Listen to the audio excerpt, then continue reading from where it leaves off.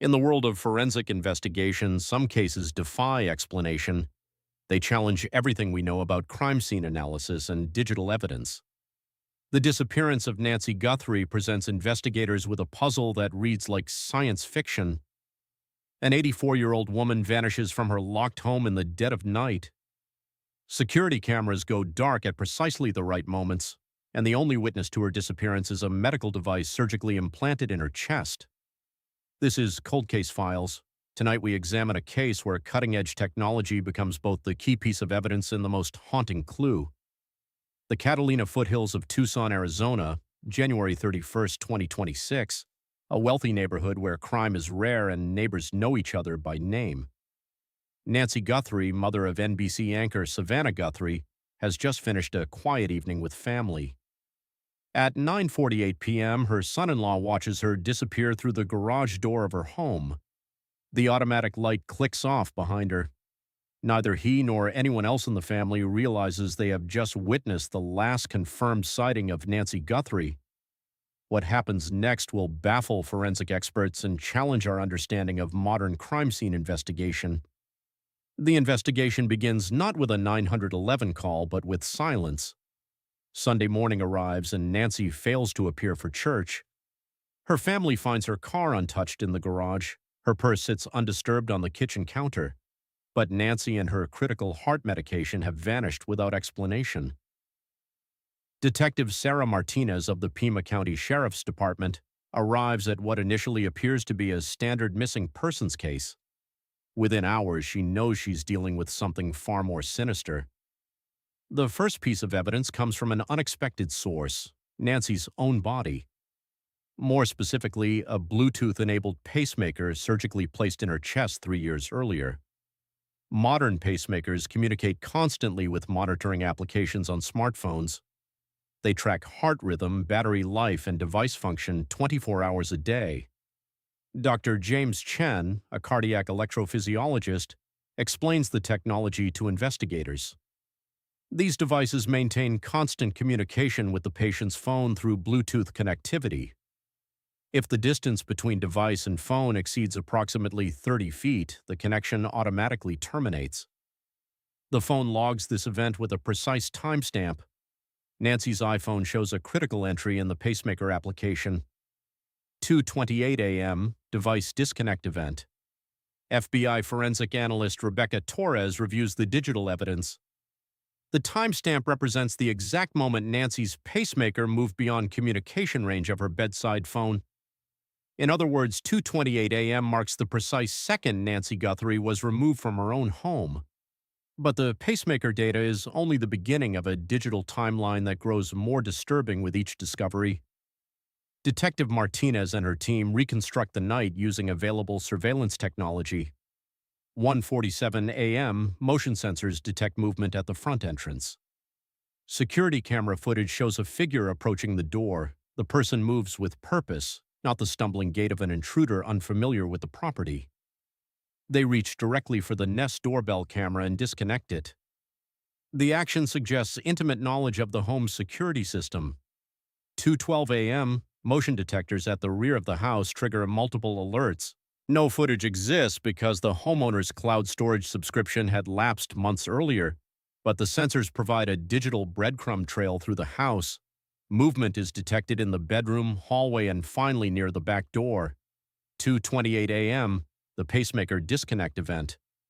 The timeline tells a chilling story of methodical planning and execution. Someone enters Nancy's home with specific knowledge of her security system. They move through the house directly to her bedroom. Within 16 minutes, they have successfully removed an 84-year-old woman from her locked home. Crime scene technician Maria Santos processes the physical evidence. The most significant discovery comes not from high-tech surveillance, but from basic forensic analysis. Small droplets of blood trail from the master bedroom through the hallway to the front porch. The pattern suggests someone injured was moved through the house. DNA analysis confirms the blood belongs to Nancy Guthrie, but the blood evidence presents its own mystery. The droplets are small and intermittent, not consistent with a violent struggle. Forensic pathologist Dr. Richard Hayes examines the spatter patterns.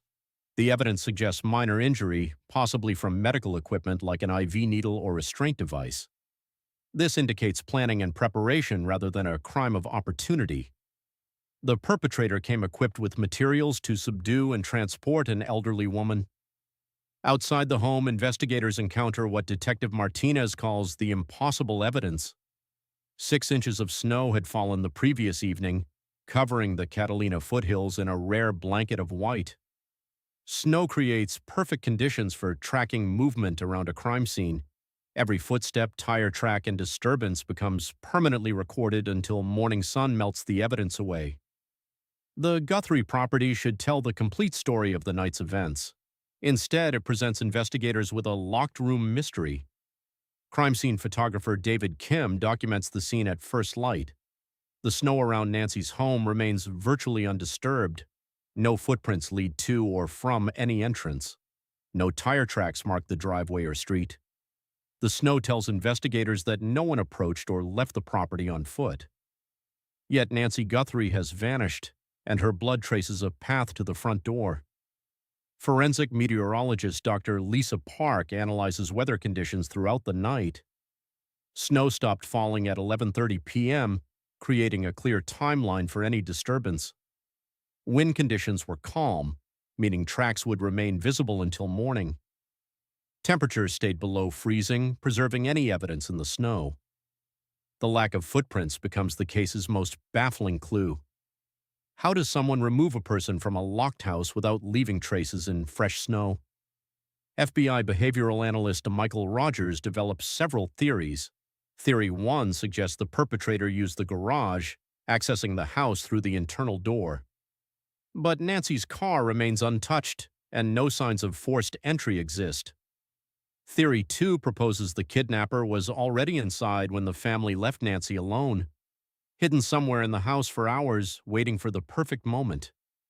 Theory 3 involves someone with legitimate access to the home, a person Nancy knew and trusted enough to admit without suspicion. While investigators puzzle over the physical evidence, the case takes a digital turn. Ransom demands begin appearing in news outlets across the country. The messages demand $6 million in Bitcoin for Nancy's safe return. FBI cybercrime specialist agent Jennifer Walsh traces the electronic communications. The first ransom email proves to be a hoax, sent by someone with no connection to the actual crime. Marcus Thompson, a 34-year-old man from Phoenix, is arrested within 48 hours. He admits to sending fake ransom demands after seeing news coverage of the disappearance, but 2 additional messages contain details that only the real kidnapper could know. Specific information about the pajamas Nancy wore to bed, details about the layout of her bedroom, knowledge of her medical conditions and medications. The authentic messages use sophisticated encryption and routing technology. Digital forensics experts trace the communications through multiple international servers. The trail leads through networks in Eastern Europe, Southeast Asia, and South America before going cold. Whoever sent these messages possesses advanced technical knowledge and significant resources.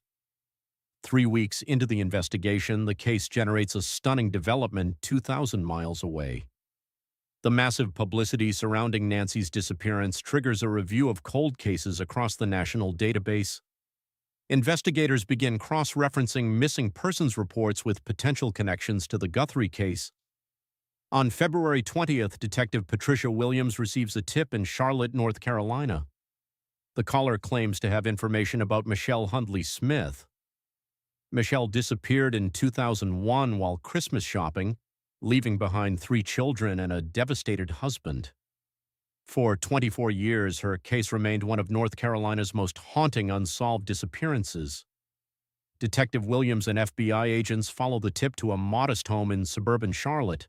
A woman answers the door, and investigators immediately recognize her from decades-old missing person photos. Michele Hundley Smith stands before them, alive and healthy after 24 years. She has been living under an assumed identity, working as a librarian in the same city where her family spent decades searching for her. Michele's discovery provides closure for one family while deepening the mystery surrounding Nancy Guthrie. It proves that people can successfully disappear and remain hidden for decades. The question becomes whether Nancy disappeared by choice or force. Dr. Amanda Foster, a specialist in missing person psychology, analyzes both cases. Michele's voluntary disappearance involved careful planning over months. She gradually liquidated assets, established false identification, and created a new life. Nancy's case shows none of these preparatory signs. Her finances remained untouched. Her medical prescriptions went unfilled. All evidence points to an involuntary disappearance. As winter turns to spring, the investigation expands beyond Arizona. FBI agents flood the Arizona-Mexico border, following intelligence about possible trafficking networks. The proximity to international borders creates opportunities for moving kidnap victims beyond U.S. jurisdiction. Border Patrol increases surveillance at crossing points from Nogales to San Diego. Every vehicle carrying an elderly woman receives additional scrutiny, but no trace of Nancy Guthrie surfaces despite massive law enforcement efforts. Savannah Guthrie makes multiple public appeals for her mother's safe return. Standing before cameras as a daughter rather than a journalist, she pleads directly with the kidnappers. "We are ready to talk. Just show us she is alive." The emotional appeals generate thousands of tips from across the country. Each lead receives investigation, but none produce actionable intelligence. As the 6-month mark approaches, investigators return to the original evidence. The pacemaker data remains the most reliable clue to Nancy's fate. FBI technical specialists examine whether the device could provide additional information. Modern pacemakers store weeks of detailed cardiac data. Heart rhythm patterns can indicate stress, physical exertion, or medical distress. If investigators could recover Nancy's pacemaker, it would provide a complete record of her final hours. The device would show whether she experienced fear, physical trauma, or sudden cardiac distress. But accessing this data requires finding Nancy herself. The snow evidence continues to baffle forensic experts. Multiple specialists review the crime scene photographs and weather data. No conventional explanation accounts for the lack of footprints around the house. Some investigators theorize the perpetrator used specialized equipment to avoid leaving tracks. Others suggest the kidnapping occurred before the snowfall, despite the pacemaker timeline.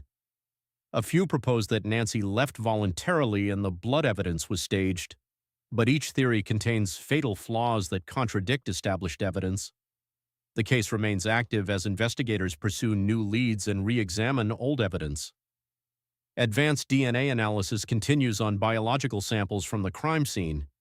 Digital forensics experts work to decrypt the authentic ransom messages. Border security maintains heightened awareness for any sign of Nancy Guthrie, and somewhere a Bluetooth-enabled pacemaker may still be recording the heartbeat of a missing woman. The disappearance of Nancy Guthrie represents a new frontier in criminal investigation, where digital evidence provides precise timestamps for crimes in progress, where medical devices become silent witnesses to violent acts, and where the absence of evidence becomes evidence itself. The case reminds us that in our connected world, technology creates new opportunities for both criminals and investigators. Every device we carry, every app we use, every digital footprint we leave becomes potential evidence. But technology also creates new ways for people to vanish without a trace. 6 months later, Nancy Guthrie remains missing. Her pacemaker data stands as a digital tombstone, marking the exact moment she disappeared from her own life. Investigators continue working the case, knowing that somewhere in the digital noise lies the key to solving this mystery. What happened to Nancy Guthrie in those critical minutes between 2:12 and 2:28 a.m.? Who possessed the knowledge and skill to remove her from a secured home without leaving tracks in fresh snow? And what story would her pacemaker tell if investigators could access its final recordings? Until those questions find answers, the case file remains open. And Nancy Guthrie's family continues waiting for news that may never come. If you found this case as fascinating as we did, make sure to hit that like button and subscribe for more cold case investigations. Share your theories about the snow evidence in the comments below. And remember, somewhere out there, digital devices are recording evidence that could solve tomorrow's mysteries. We'll see you next time. Subscribe to the channel for more stories like this and press the bell icon.